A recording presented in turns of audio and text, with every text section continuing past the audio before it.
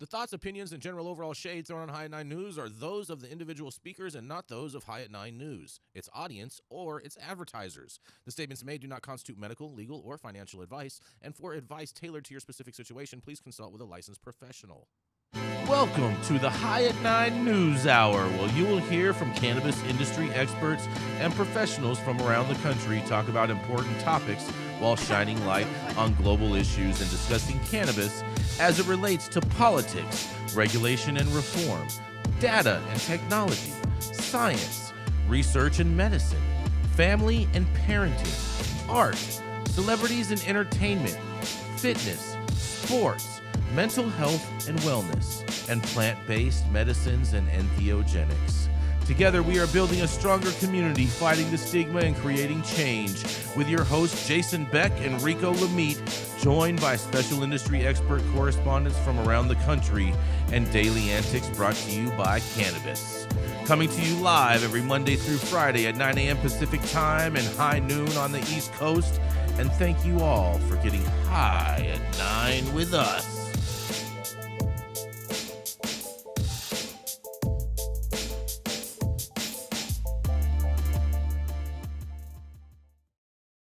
Oh, yeah. Good morning, everybody. That's right. Today, it's Friday, you guys. It's May 31st, and today is National Utah Day. Shout out to all the Mormons out there. I'm probably going to murder this, so I'm glad we have the doctors on here today. It says Necrotizing Fasciitis Awareness Day. It has something to do with the foot. How do I pronounce that, you guys? Necrotizing Fasciitis. There we go. Necrotizing Fasciitis, you guys. Awareness Day. It's for your feet. Make sure you're aware of your feet. What is that condition? What is it's that? It's a pretty bad infection of the fascia. Any part of the body where there's a fascia. Any part. On your feet. You don't want to get it. Yeah, you don't want that. You definitely don't want that. It's also National Autonomous Vehicle Day.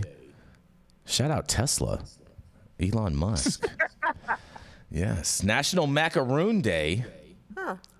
Rico, this one's for you. Or really, actually, it's not for you. It's actually, I think this is what Governor Kathy Hochul is going to be promoting next week in New York. But it's National Speak in Complete Sentences Day. Huh? Mm-hmm. Exactly. Yep. Make sure you speak in complete sentences. And it's also, that's right, it's National Smile Day. Yes. So everyone, make sure that you smile today. And thank you all for joining us and getting high at 9 with us. It's also high noon on the East Coast. And please remember to like, share, and subscribe to us on all social media platforms. You can look up above on your screen to see exactly where we live on the internet. And we are live every Monday through Friday on YouTube, Rumble, Twitch, Twitter, Instagram, Facebook, and on our very own website at www.highat9news.com. But kicking it off first, that's right, we have the dope dad himself, Mr. Rico Lamitte, the baby diaper changer, the happy cabbage dancer, and the man who doesn't know how to comb his hair because he wears hats today. That's right, it is the dope dad himself, Mr. Rico Lamitte. We got Adam. We got applause today. No. You're on the NC list, bro. NC list on applause. NC list. You know what NC list stands for? It stands for nothing coming. How about that? Catch me outside. It sounds terrible, bro. You know, my alarm went off 34 times this morning. That's a very appropriate hat for you to wear today, Rico. I'm all right. Mm-hmm. You know, it is. Northwestern University. Go Cats. All day, man. All day. But I'm going to ignore most of the obvious. It comes to things that went down yesterday. I'm just going to talk about some other shit, right? I mean, we could talk about that all day. As you all know, we have another presidential election coming up this November, and the candidate selection is a bit less than desirable. No matter which side you are riding with, at least you know who, at this point, you are voting for. Yes, both are liars.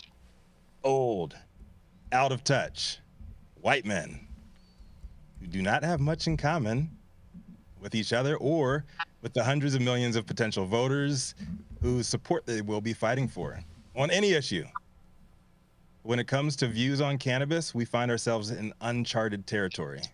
On one side, we have a convicted felon, 34 times, who spent the majority of his campaign and his campaign's time and dollars raised to support said campaign in various courtrooms across the country, trying to fight off all of his chickens that have come to roost. You think it'd be easy for the Trump campaign to be a champion for America's favorite, less than fully legal pastime, but they have not. On the other hand, we've got a lifelong anti-drug crusader who's had a change of heart recently after being told how many swing voters actually want this legalization thing to happen.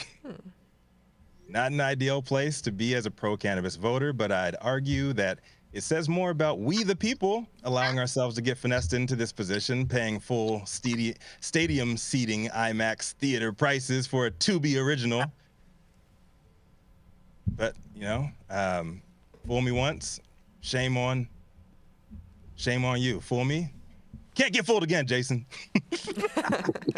Now, whether you believe the Biden camp's pro-cannabis rhetoric or not, that is subjective. What is objective is the words that have actually come out of this man's mouth. President Joe Biden has falsely stated on several occasions that his marijuana pardons also expunge people's records. It's something we've covered exhaustively here over the last, I don't know, 8-9 months on High 9 News, and we call him and Kamala out every single time that they bring that shit up. But now, Joe Biden is acknowledging the fact that more steps need to be taken past the hyped-up pardon participation trophies that he has been handing out.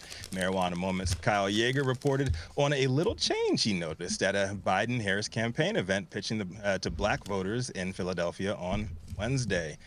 Where the president actually acknowledged the limitations that his actions. Do we have the tape to play, or I just gotta quote it? No tape, tape to play. I was gonna play a video, you know what I'm saying? But since Adam, you know, Adam's moving, so congratulations to Adam on finding a great place to live. His feathers finally turned into a wing, and now he's flown away. Thanks, guys. Yes. Yes. But here's what Biden said: "I'm keeping my promises that no one should be in jail merely for using or possessing marijuana. I pardon thousands of people incarcerated for the mere possession of marijuana. Thousands. A promise made and a promise kept. And their records should be expunged as well, I might add." I might add. So Yeager, he pointed out that Biden has repeatedly touted the mass cannabis pardons that he has granted, signaling the campaign's understanding of the popularity of marijuana reform. But in the past, he's falsely suggested that the pardons did expunge records, making the claim during his State of the Union address this year, for example, when that's not the case. And there you have it, folks. A little speech writing edit is all that it took to tighten up the rhetoric and make Biden look that much more favorable than the alternative. He's definitely getting 100% of the Cannabis Coalition's vote now. And I guess we all need to put this thing to bed. And what they need to do next is the inevitable Breakfast Club interview where he tells Charlemagne the God that if we do not vote for him, we're not potheads.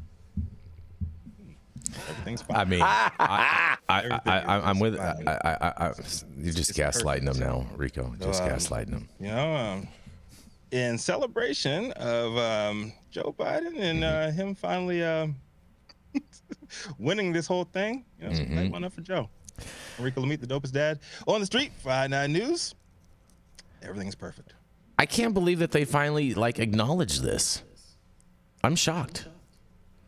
I'm shocked that the Biden administration had a fresh breath of reality. Maybe they were. Maybe they had 34 reasons to go harder on what's working. Maybe they just replaced the steps on the basement.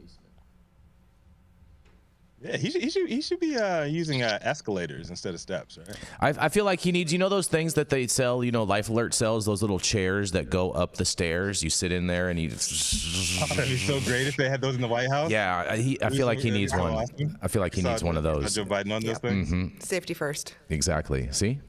Even Rochelle's with me on this. What happens if it blows a fuse, though? You just get stuck halfway up the stairs. Bro, can you imagine if they did one of those for the stairwell for Air Force One? And they put him in the little seat and they send him up the thing. Be great. Oh, no, but man. I mean, with all that's going on in the world of cannabis, why are we wasting time?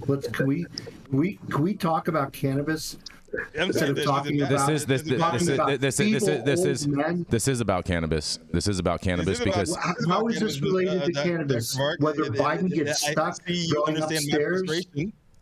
I see you understand my frustration with this whole thing. Like, they finally said, like, oh, well, maybe we haven't done expungements, and those have not been automatic, but we need to do that too. And I think what this is insinuating with them just adding that last minute here in the speech is that they don't know what the fuck they're talking about, and they're not even focused. It's an election year. This is all just lip service. This is bullshit. Let's talk about something that's actually important. This is not. It's incrementalism. It's the way they do things, right? They're just they're never gonna completely give everything over. They're gonna do it one little step at a time and claim victory each time. Like the scheduling, right? The scheduling was a small little incremental step. But we have to keep the pressure up, right? Otherwise, they'll stop coming, and they're not there yet. There's still people in jail. I agree with you, Dr. T. You know, that incrementalism, it's funny because during the Trump administration, when he passed the First Step Act, there was a number of activists that called it the first step to nowhere, meaning that there was going to be no follow-up legislation that came back and backed that bill up. And I look at that as the same as the Schedule 3. It's like once it goes to Schedule 3, there's not going to be anything else that's going to come out, and it's just going to be that's whatever we're stuck at. Well, I hope not. I mean, the goal is to deschedule, right? Or to create a unique scheduling path for cannabis. We have neither. So we got to keep going. Yeah, I don't see how that's going to happen after it goes to Schedule 3, though. I feel like we're just going to be stuck in a sand trap. No, we'll knock it out of the sand trap. I promise you. I love that you're optimistic about that, Dr. T. It's just science and protocol. I don't think it'll ever go to Schedule 3. I think that's a train going to nowhere. You know what? I'm not mad at that, Dr. Mark, because I'm hopeful that the DEA, since they ultimately have the control of this, they just come back and say, you know what, it doesn't meet any of our criteria to reschedule, and so therefore we're going to leave it alone and right where it's at. You'd rather it stay Actually, at they Schedule 1. also listed to HHS. That was decided back in 1970 when Controlled Substances Act. All the stuff that I've read, Dr. T, says the DEA has the ultimate say into whether or not it's rescheduled or not. Yeah, but they can't counteract the science from the HHS. That was specified. That was argued about in 1970. Okay. And it was good of those guys back then to slip that in because it was going the way you're suggesting. They were going to put that law where it was completely up to the Department of Justice. But you got to wonder though, what army are the DEA going to mobilize, and with what funds are they going to mobilize to try to enforce Schedule 3, moving from Schedule 1 to Schedule 3? Right? What are they going to do? Go around and start shutting down huge, multi-million-dollar grows and dispensaries? Are they really going to do that? I mean, all they got to do is just start sending out letters. That's not going to happen. No. right. All it takes is to send out a few letters. If you read the letter of the law, there is no dispensing of Schedule 3 substances at marijuana dispensaries. There is no production of Schedule 3 drugs at greenhouses, right? Yep. So they need to either carve out an exception, or this is just a bunch of, like I think, election year lip service that Biden is trying to do to cater to the younger voter. I couldn't agree with you more on that, Dr. Mark. Definitely political theater. Kabuki theater at its finest. Kabuki. Yes, and speaking of Kabuki theater, we're going to go to a commercial and we're going to be right back.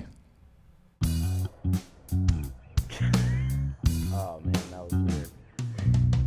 Hey, you America. Do I look like Sean Connery?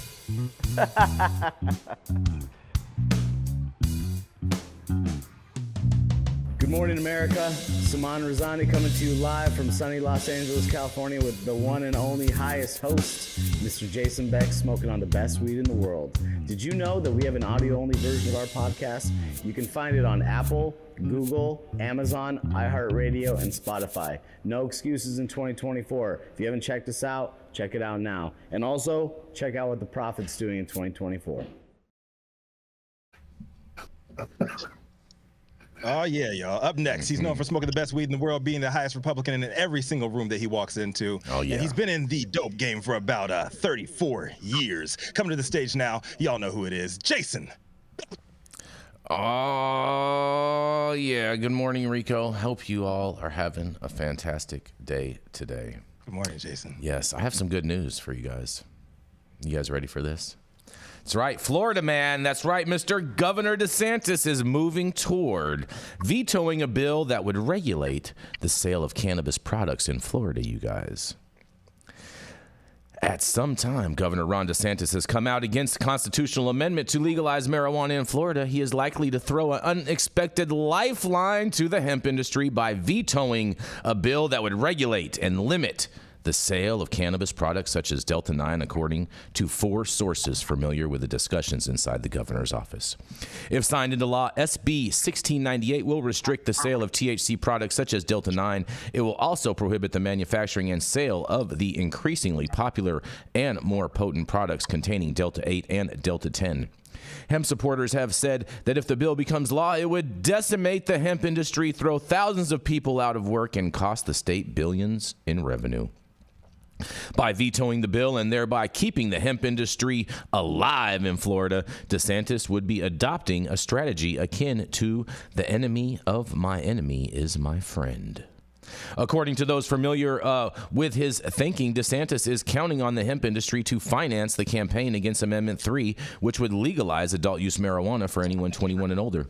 It's been flying under the radar, but he's going to veto, said one official who, like others interviewed for this story, requested that their name not be used for fear of angering the governor. The marijuana people are furious and they are scrambling, he says. Also, there was never a thought the governor would veto the bill, said a second source, but they are now signaling that they are going to veto it, and I think it would be fair to say he is leading toward a veto. A third source who supports the hemp bill and is frustrated by the governor's possible maneuvering noted in a quote, "I don't know how you can be against adult use cannabis and be in support of hemp. It doesn't make sense unless what you are really looking for is money from the hemp industry," he says.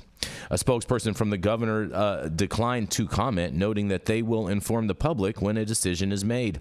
Although the average person may not realize it, the hemp industry and the marijuana industry are two distinct entities that are bitter rivals throughout Florida. Hemp and marijuana both come from the same plant, but hemp products are made from male plants that have lower levels of THC. That's not true. The chemical compound in the plant which creates the euphoric psychoactive effects.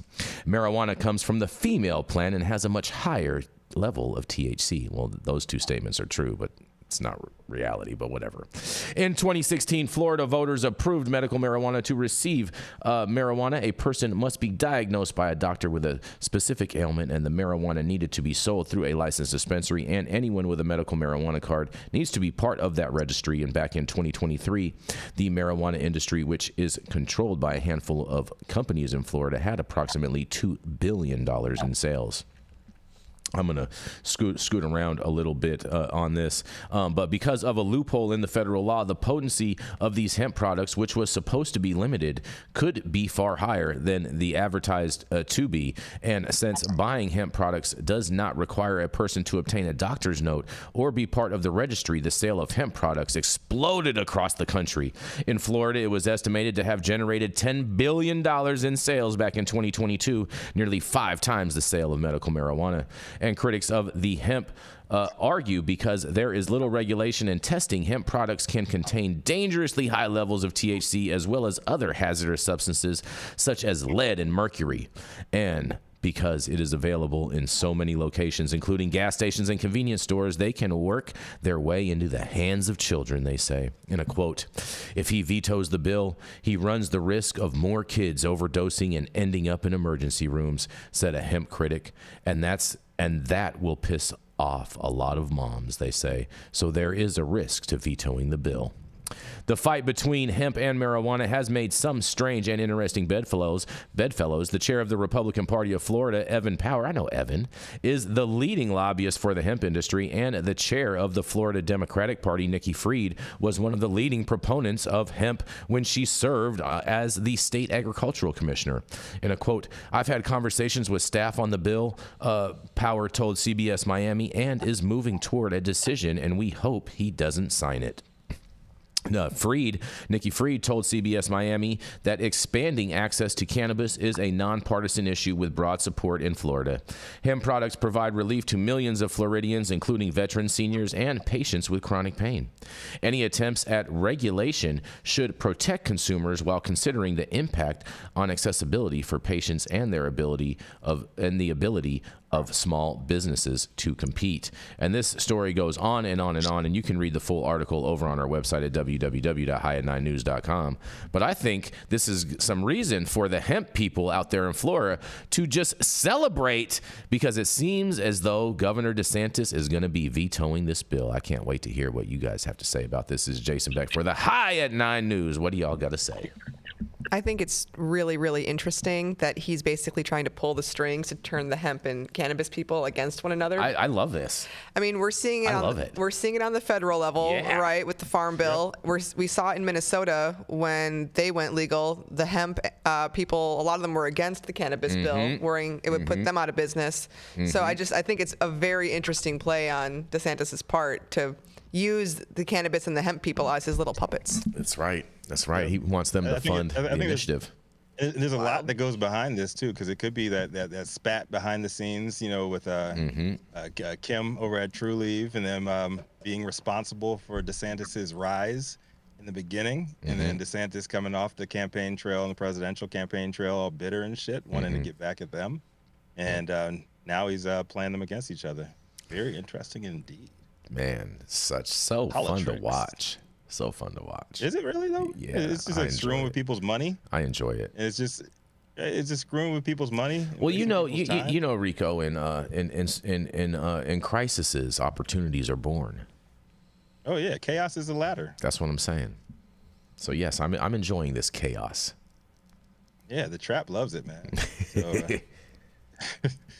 the trap is winning down in Florida. It's going to continue to win, and look, there's more stuff for people to argue about. Great.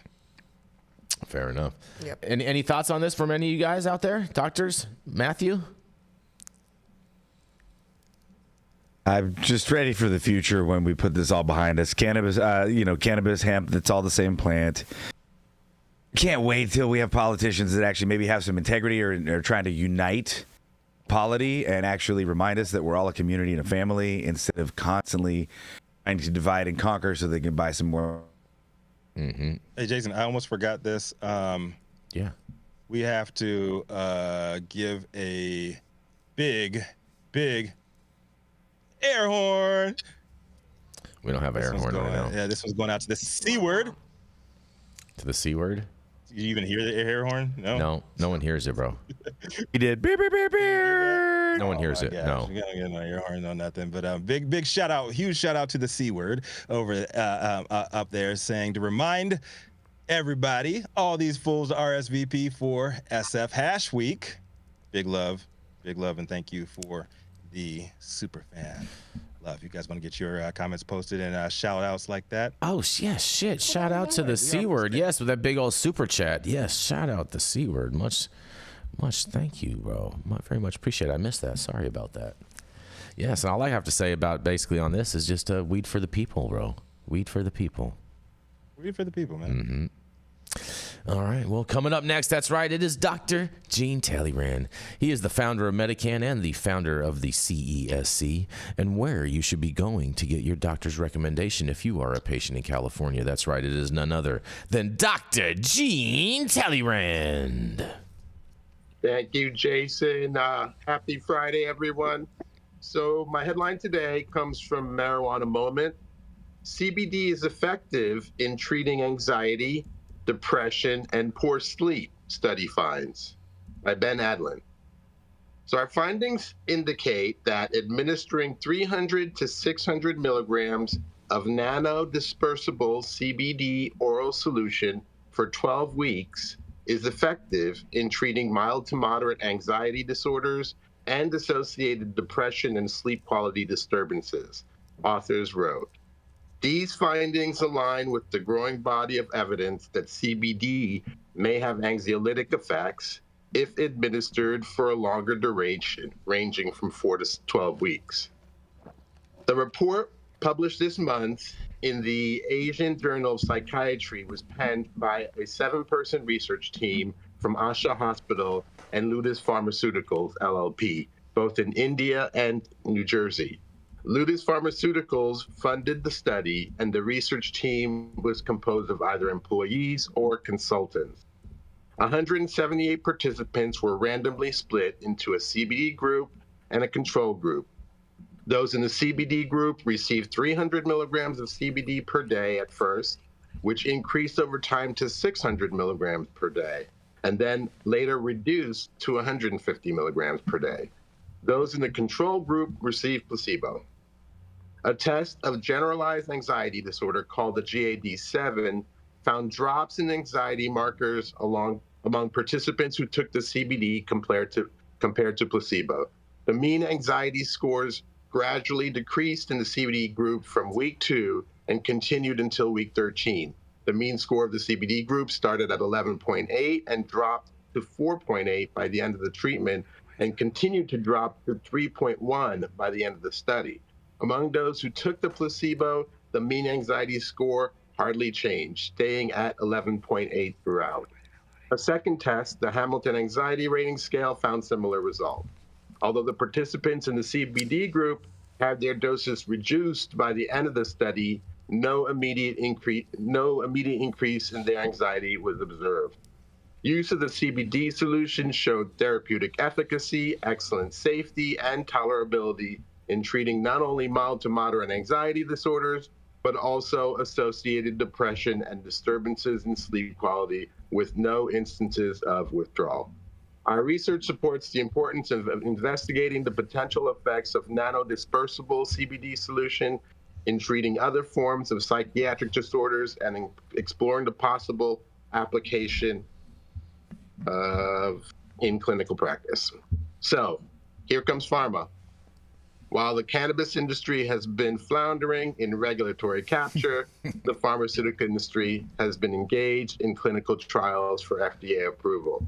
Although the variable multi-agent botanical is effective, and in some cases more effective, the single-agent pharmaceutical continues to be more accessible for Americans by prescription.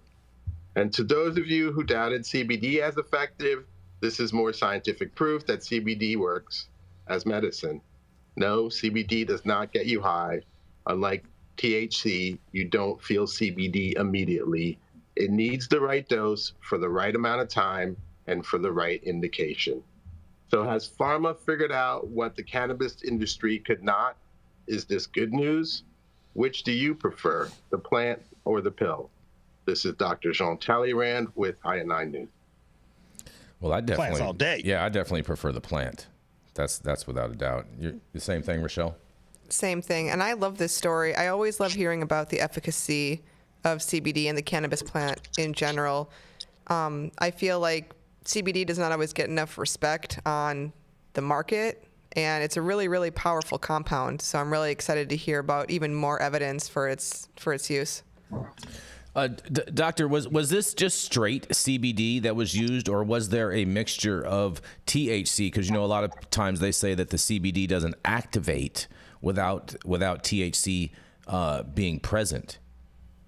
No, that's just, more a community myth that it doesn't activate without THC. The problem has always been the dosage. I mean, when you go out to a store, do you get CBD doses of 600 milligrams? I mean, that's usually the whole bottle, right? Mm-hmm. That means you got to take a bottle a day and pay $60 per bottle, right?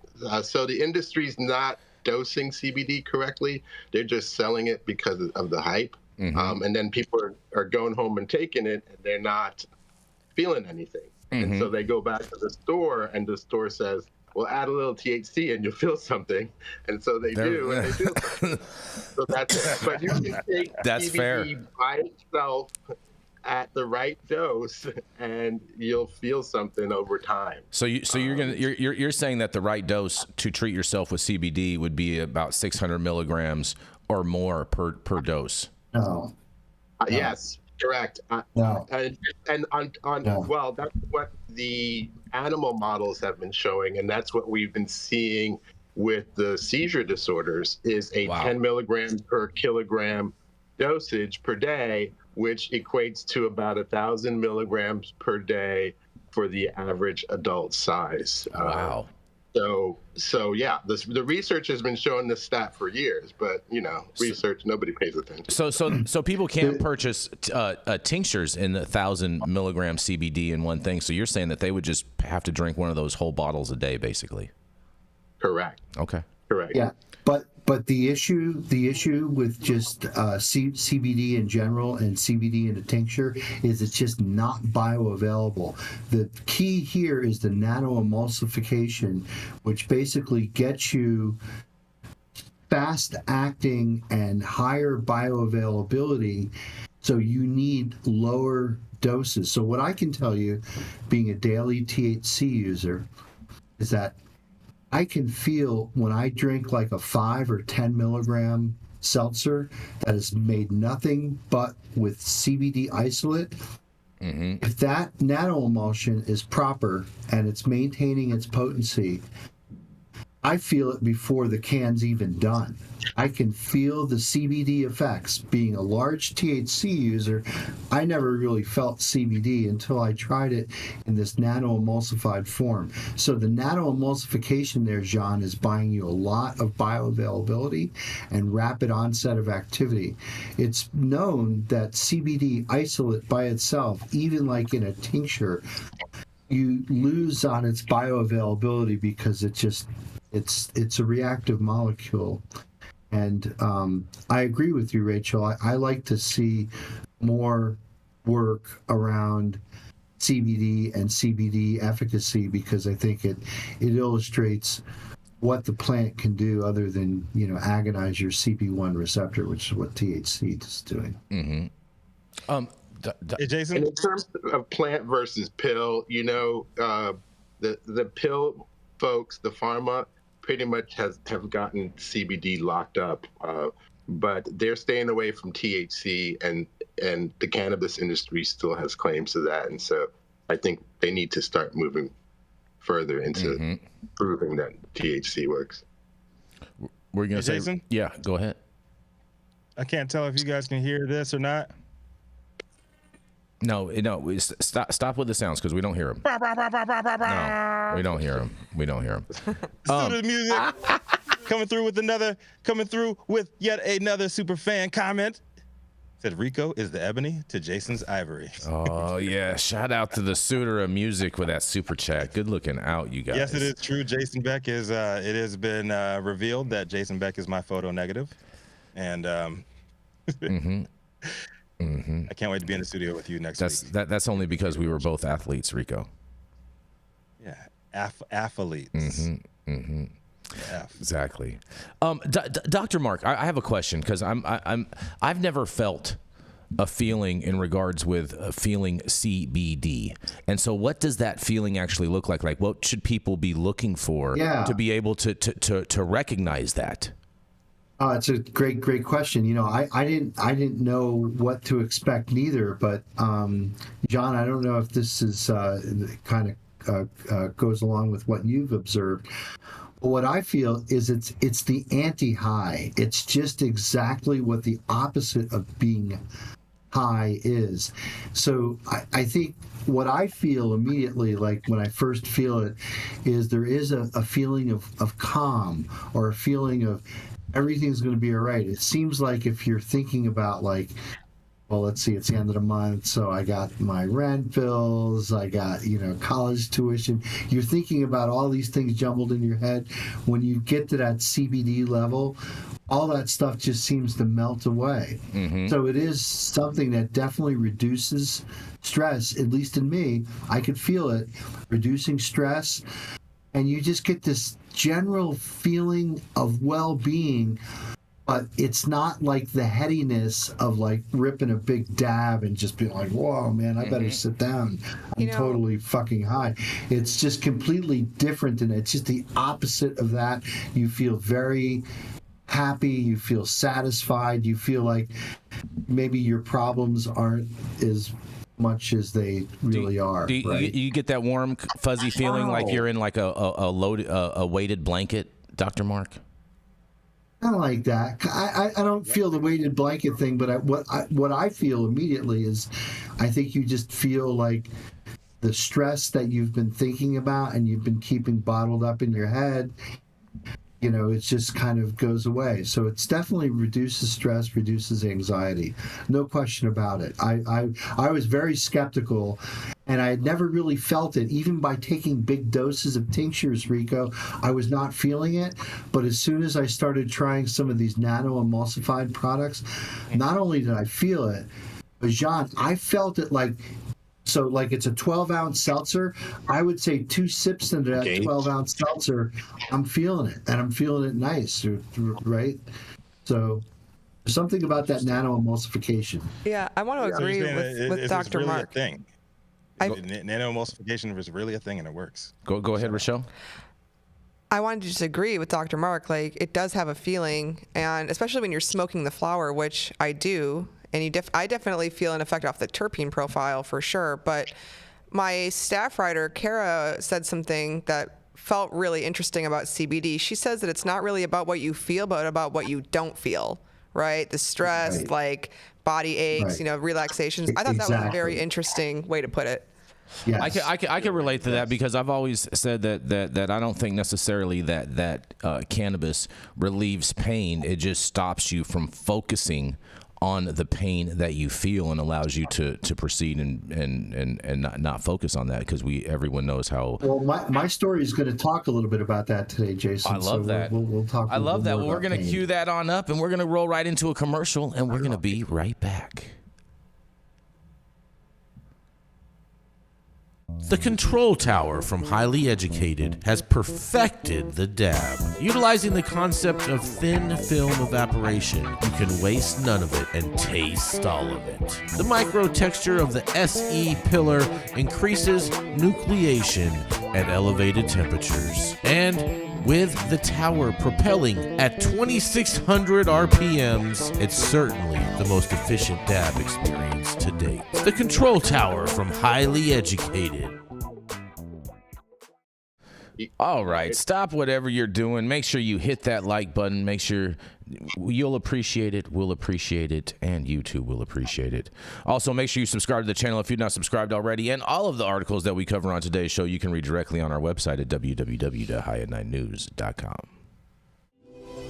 I'm Jason Beck, and this is Smoky Vanilla, and if you want to feel as good as I look, then you need to get a stretch and smoke with Smoky Vanilla.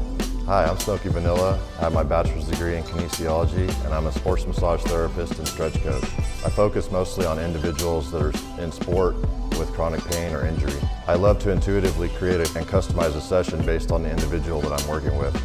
We'll go over a few postural assessments, work together to create a wellness journey based on the health history, past injuries, or anything still affecting you today. And we'll get you back on your feet right away with less pain.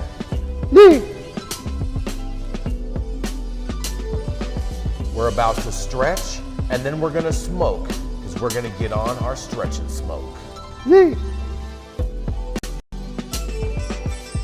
If you want to feel as good as I look, then you need to come on down and get a stretch and smoke with none other than Smoky Vanilla.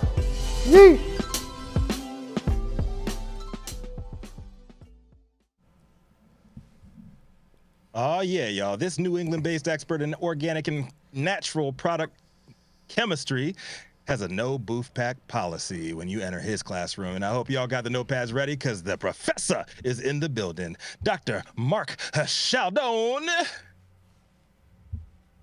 Thank you, Rico.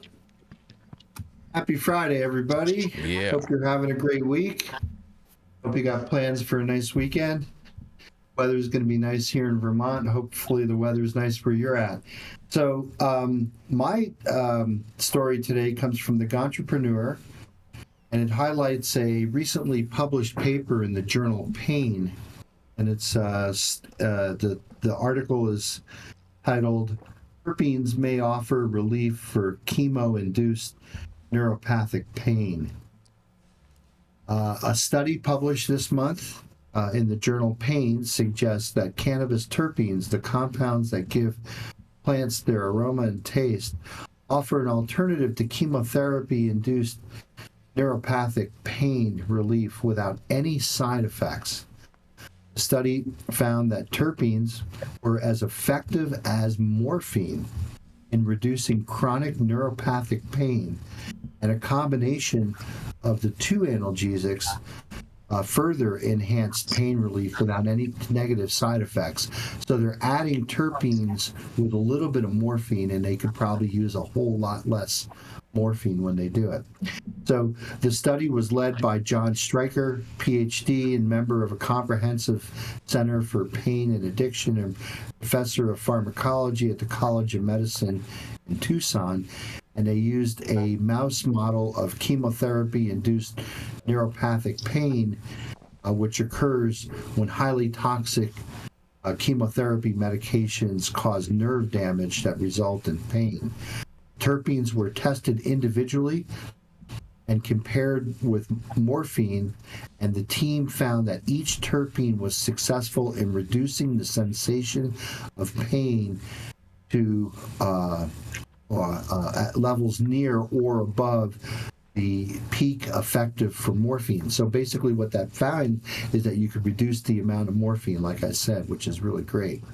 So when the terpenes were combined with morphine, the pain relief effect of all 5 terpenes and morphine combinations were significantly increased. Here's a quote from the paper. "We looked at other aspects of the terpenes, such as, does it cause reward? I think that acts on the dopaminergic system in the brain. Is this going to be addictive? Is this going to make you feel awful?" What we found was, yes, terpenes do relieve pain, and they also have a pretty good side effect profile, Stryker said. This brings up the idea that you can have a combination therapy, Stryker added, an opioid with a high level of terpene that could actually make you feel better while blocking the potential addiction of the opioids. The paper, "Terpenes from Cannabis Sativa Induced Anti-Nociception Pain in Mice Model with Chronic Neuropathic Pain via Activation of Adenosine A2A Receptors," is the first to acknowledge the side effects of terpenes, the role in pain relief. Well, I'm not sure that that last statement is absolutely true. I think it's been known for years that the terpenes in cannabis actually modulate the activity of cannabinoids. And I think it's well known, we've talked about it here on High on 9 News, that full spectrum extracts are more efficacious than the cannabinoid isolates themselves. So, and I think part of that entourage or that ensemble effect is the effect of terpenes that terpenes have on opening a cell for business. So it's basically, I liken it to opening the windows at your house. You're eventually going to exchange the indoor air with the outdoor air. Terpenes do that. They increase fluidity at the lipid bilayer, which is the cell wall. So you get influx of all kinds of new things when terpenes are around. And I believe what terpenes actually act on is at the genetic level, they increase the level of cannabinoid receptor expression, which is why, or a potential mechanism by which they modulate cannabinoids. So that's the story from today. Nothing about Delta 9 or the Farm Bill or Delta 8 or hemp. Just another piece of good news from a pretty reputable journal. The thing, when I pull up the journal article, I see that there's 13 authors on a single paper. And I always feel jealous because here I am sitting in my office at St. Michael's College, and I'm only a single guy. I would love to have 12 other PhD colleagues to basically collaborate with, and maybe we can publish a journal article in the journal Pain. But I'd like to see more of this kind of work going on, because again, this proves, and Jean, tell me if I'm right, this proves the uniqueness of cannabis being not a singular monomolecular medicine, but being something that contains many, many different molecules. And these molecules somehow all together make this beautiful synergy called the entourage or ensemble effect that scientists just can't reproduce in a single active ingredient medicine. That's my conclusion on this paper. That's what I have to say here from the Curie Science Hall here at St. Michael's College in Colchester, Vermont. I'd be interested in what Dr. Talleyrand thinks of this paper and what y'all have to say. I love the paper. You know what?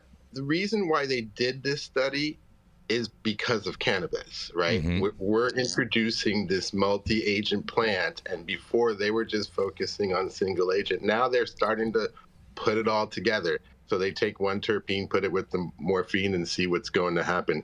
So they're reconstructing nature bit by bit, and that's what they're going to do. It's going to take them forever, but the reason they're even doing it is because cannabis has stepped into the scene and said, hey, I'm a better option than morphine alone. So kudos. Right, and there's not just a single terpene in cannabis. There's a multitude of terpenes. I like in the analogy that I use where it's an orchestra, and just as many instruments as there are in the orchestra, there are terpenes in cannabinoids or in cannabis extracts. And so trying to replicate cannabis by doing it one terpene at a time, it's probably going to take a long, long time to really find what Mother Nature has figured out, which is that the expression in different strains or different varieties of cannabis actually creates a way of changing and modulating the different terpenes that are in that orchestra that makes that pretty music. Mm-hmm. I really just want to say I love that you call it orchestra. Go ahead. Go ahead, Rachelle. Sorry, I can't hear you, Rico, so I didn't mean to talk over you. No, it's okay. Go ahead. I just wanted to say big ups for saying orchestra. I just like that better than entourage because I do think that they all work together in concert and in different ways, lots and lots of different ways. Yeah. So I just really appreciate that. What about and you could reproduce an orchestral piece with just a 4-piece violin concerto, right? But it will never sound as full-bodied as the orchestra, right? Because the orchestra's got several violins, not just 2, right? That's a fantastic analogy, right? Yeah, beautiful, Dr. Mark. Yeah, that was great, Dr. So is this going to mean that we're going to start seeing terpene profiles added to a lot more of our medicines? And could these researchers have been influenced by spray packs? Well, that's very funny. That's very funny, Rico. That's very, very good joke. But I'll tell you what. I just find it a little amusing that finally these researchers finally prove something that retailers have known forever. And it didn't happen until THCA hit the fucking streets in spray packs. Well, the other story that comes to mind here, there's a very famous hash maker from Canada named John Burfello. Shout out to John. Yeah, that's my boy, John. Hey, John. Yeah, we love John. Yeah, that's my guy. Great dude. Johnny B. Yeah, so check this out, Jason. A couple years ago, in fact, this is all chronicled on YouTube. Mm-hmm. Johnny B went through reconstructive neck surgery without taking any anesthetic whatsoever. He self-medicated himself. He's a walking miracle. With terpenes and with suppositories while he was at the hospital. So there's a guy who had reconstructive neck surgery, like the bolt-on brace. Yeah, he fell off his head and on his neck. He fell off like an 8-story building or something like that on a construction site. Something like that, right? Yeah. Right. Well, Johnny B went through that entire process without getting any analgesics, any anesthetics. He self-medicated himself with terpenes and with cannabinoids and got through the entire thing. Yeah. yeah, we know about and this. I've actually witnessed that in person because I've known John and met with him a number of times, especially in those early 2000 years when he was treating himself, and I was always just amazed at his level of cognitive thinking, the way that he was able to express things that he was saying, and I was just blown away that someone could have that type of injury and he could be operating in just a normal magnitude. He's a trip. Yes. Yeah, so shout out John Burfello.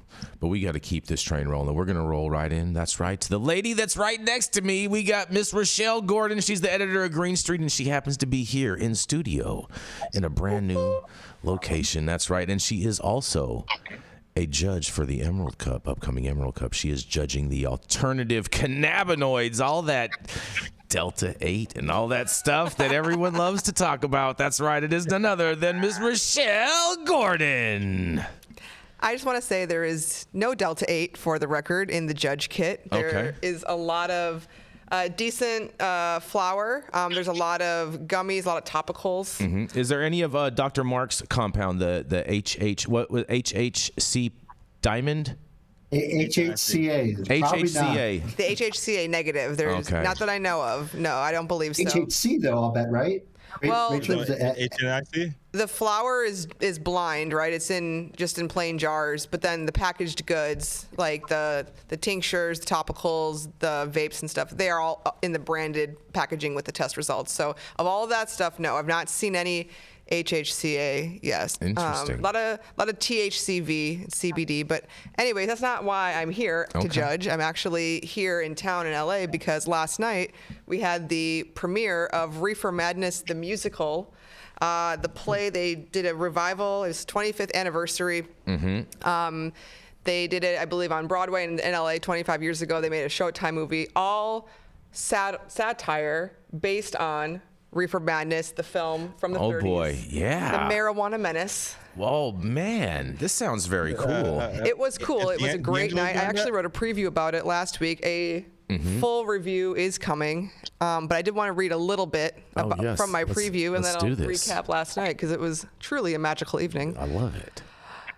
Cannabis reform may be closer than ever, but that hasn't stopped propagandists from spreading propaganda, or prohibitionists from spreading propaganda. Weed causes psychosis. What about the children?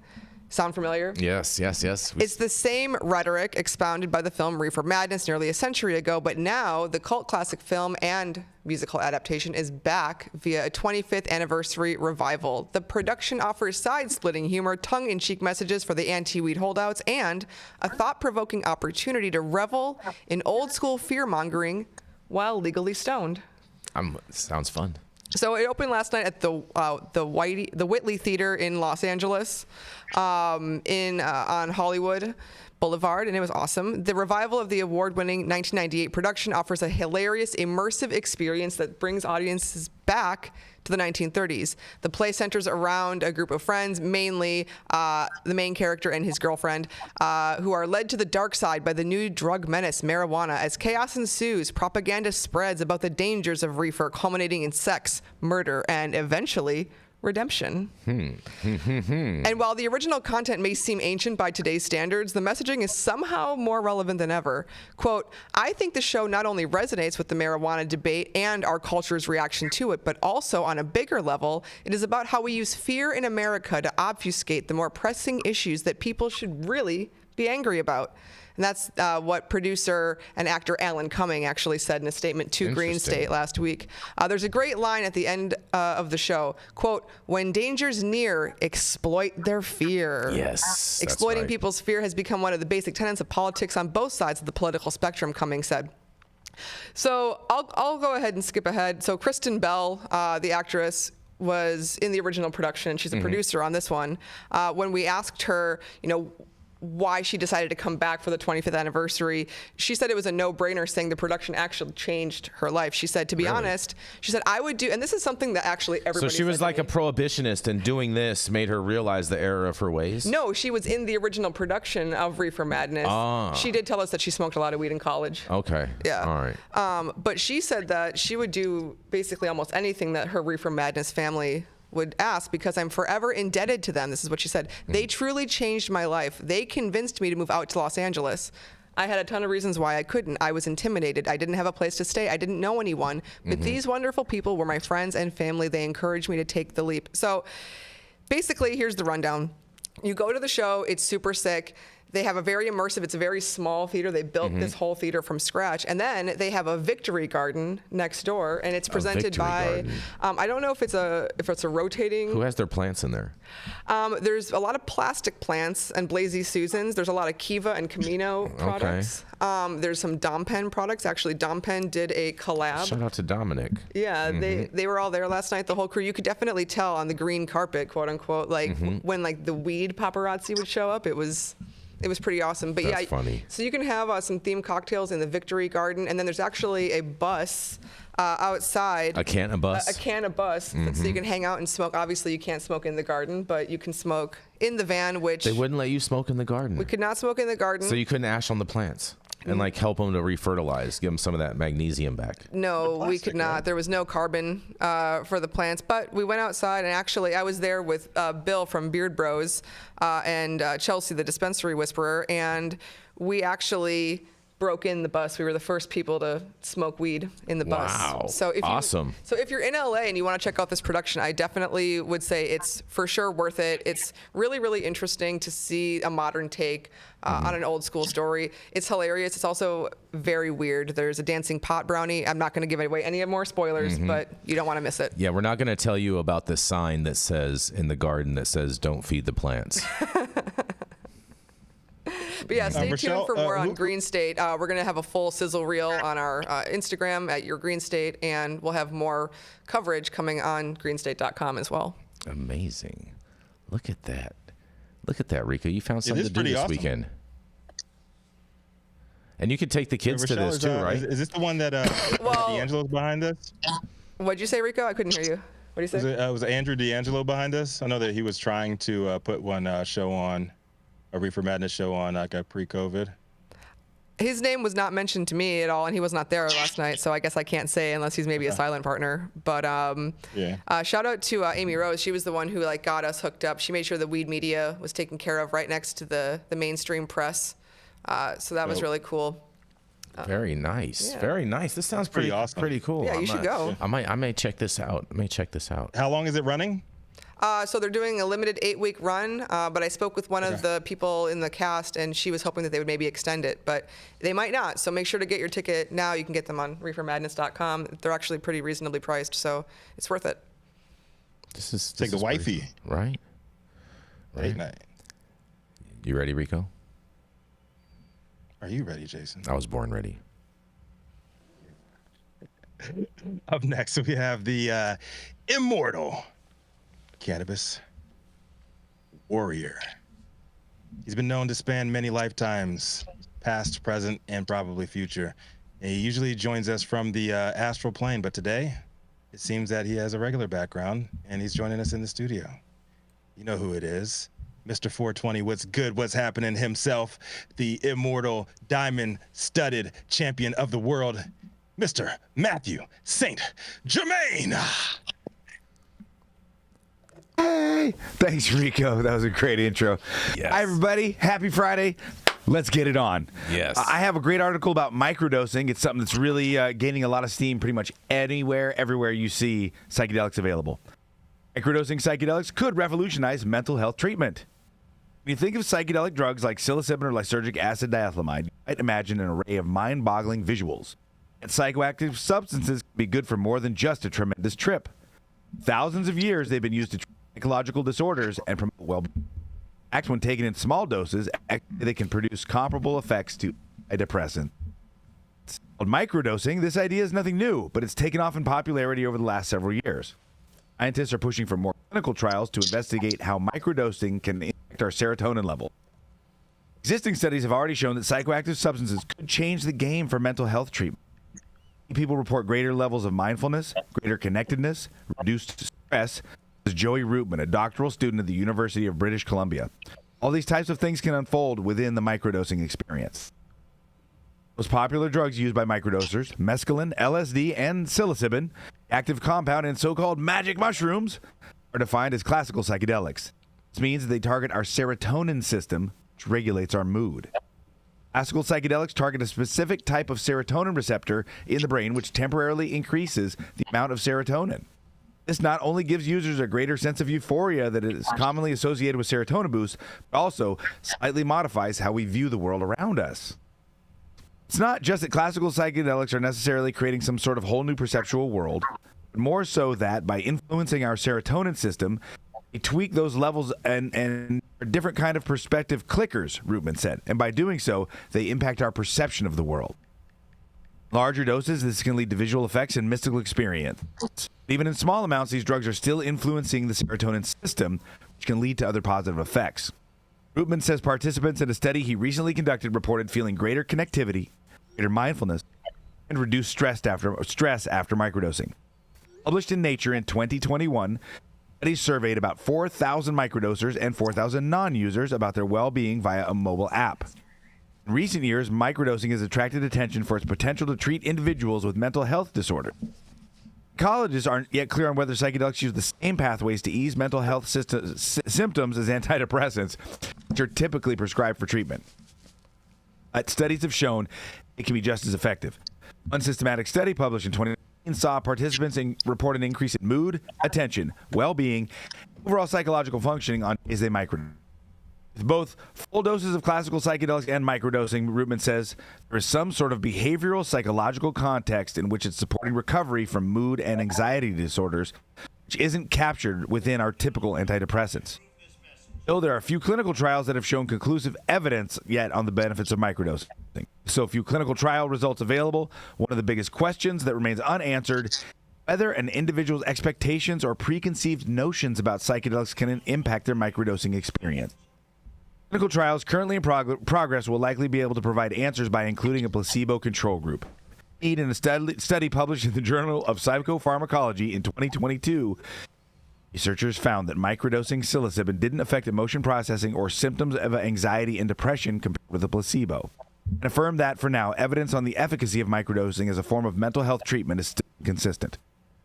Further research in a substance-naive population with clinical range anxiety and depressive symptoms is needed to substantiate the potential benefits of microdosing, the study's authors conclude.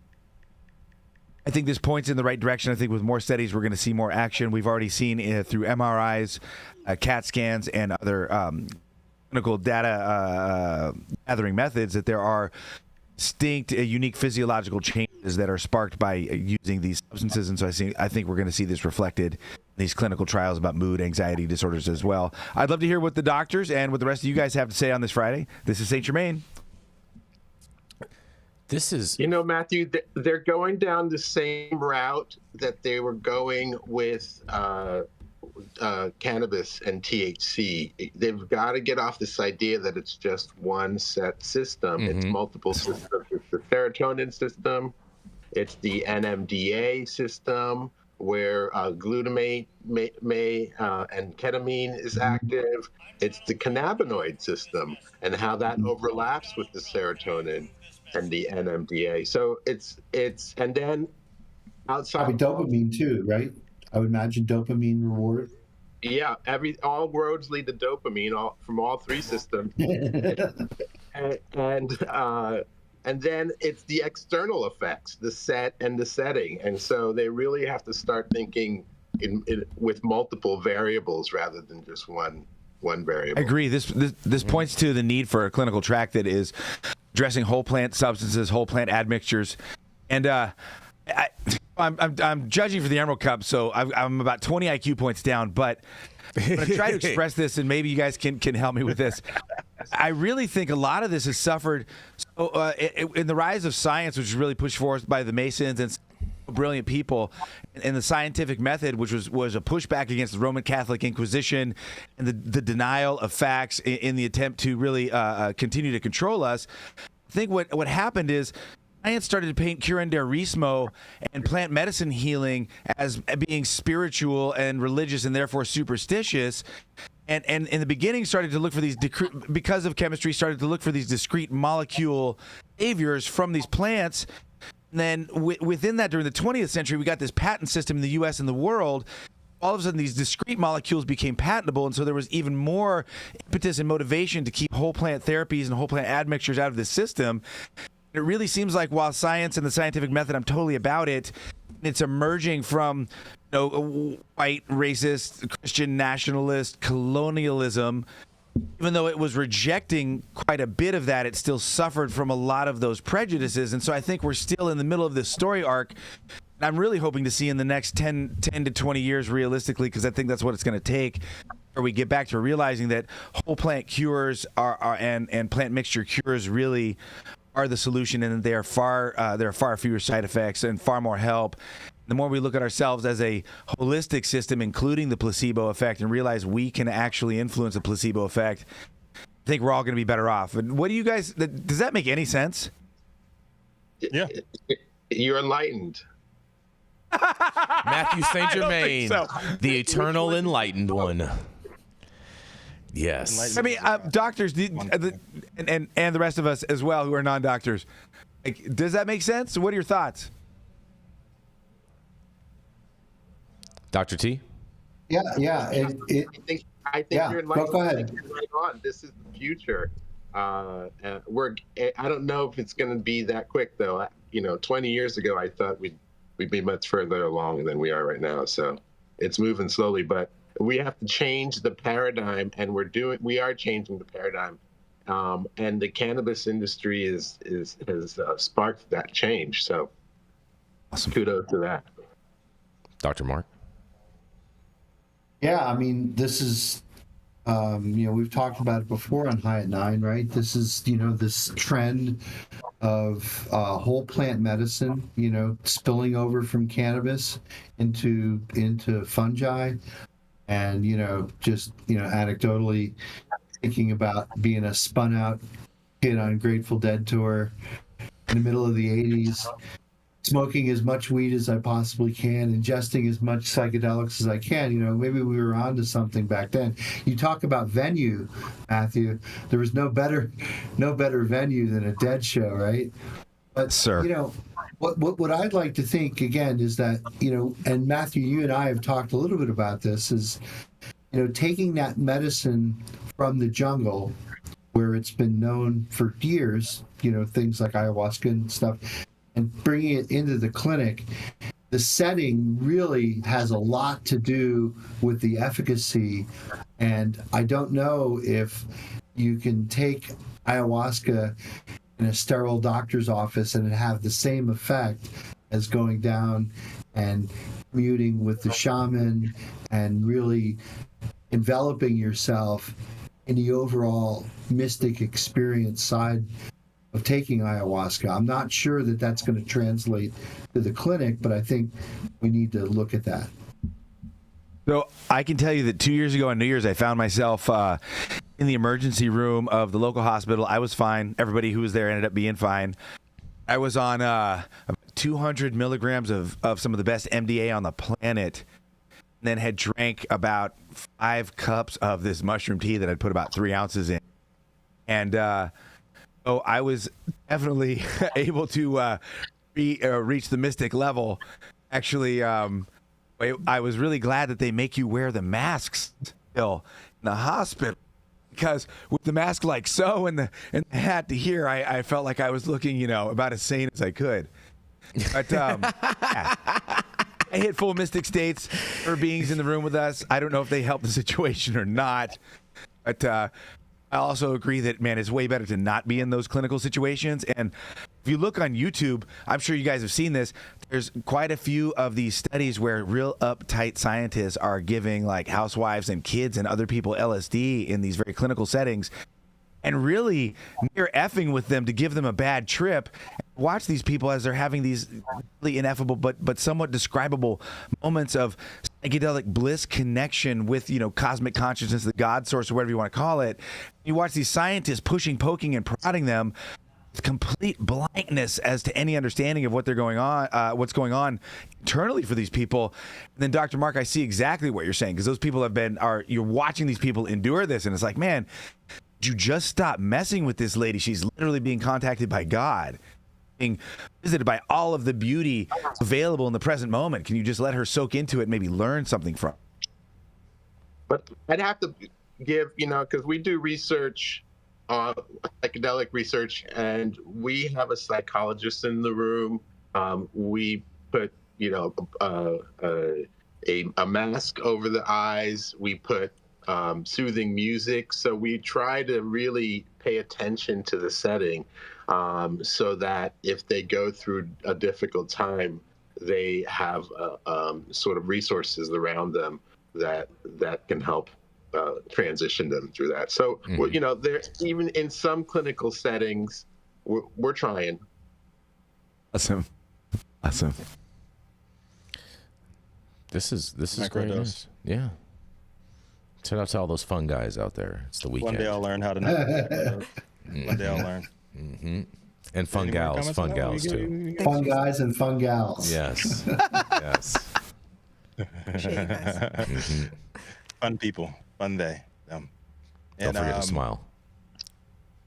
Never. But thank you all for joining us for yet another episode of High at 9 News. You can catch us live weekdays, 9 a.m. Pacific, high noon on the East Coast. Big shout out to the super fans, the C Word, and the Suitors Music. Big love to both of y'all today. Make sure y'all RSVP for SF Hash Week. And remember that Jason Beck and I are just two ebony and ivory keys being played on the same piano. No A minor. Also, our live audience and online supporters catching us across all media platforms, tuning in each day to the headlines of chaos, also known as the developing cannabis industry. Our vetted correspondent team tuning in from all over, bringing us much needed variety of perspective and your respected opinions to the table. Our production team, Cloud Media Partners, all our sponsors keeping the lights on and AV struggles to a minimum. Feather your way back over here, Adam. Come on, man. Yes. I need you, bro. He's moving in. He'll be back next week. Tuesday, Thursdays, and Fridays, he'll be in the building. Believe it when it happens, Jason. Okay. But as always, Cannabis Sativa L, the reason we show up to read these stories every single day. Thank you, too. It has been Friday, May 31st, the last day of May. Cancer season's right around the corner, y'all. Can't wait. If you've all been blessed with the top industry headlines for the week, I hope it was enough for you to put in your pipe and smoke at least until Monday. My name is Rico Lamitte, the dopest dad on the street for High 9 News, the cannabis industry's #1 daily news show. And I want to give this one to Dr. Mark and bring the fire today. How about that? What you got? All right, let's see. Well, it is Friday. It's the last Friday of May, so we're starting a new month. It's the month where summer begins. So why doesn't everybody spend a little bit of time in the great outdoors this weekend and enjoy yourself and bring a little cannabis with you for the ride? Peace.